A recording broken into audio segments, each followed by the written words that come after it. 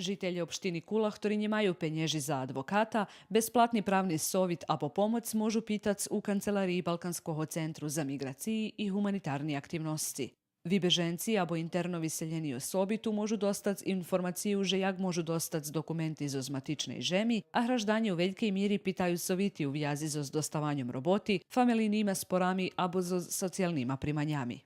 Diplomovani pravnik Vojislav Andjelić varižeše u jednim tižnju prosekovo javija kolo 20 osobi. Problemi su razni.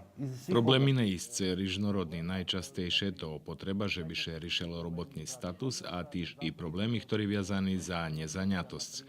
Ľudia še informujú i o sociálnych primaňoch, o právu na invalidskú alebo medzinárodnú penziu. Jest veľa problémí, každé môže prísť i pýtať sovit alebo pomoc.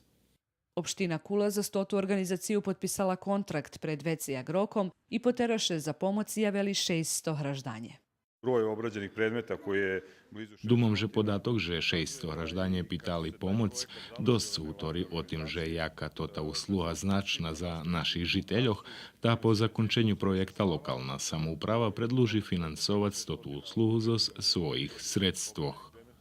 O svojih pravoh i o tim jak ih možu vytvoric, žitelji opštini Kula možuše informovac i prek pravnej ohlasnej tabli, ktorá še nahodzi u uslužnim centre budinku opštini, gdje še nahodza osnovni podatki za 15 najvažnejših pravnih oblascoh.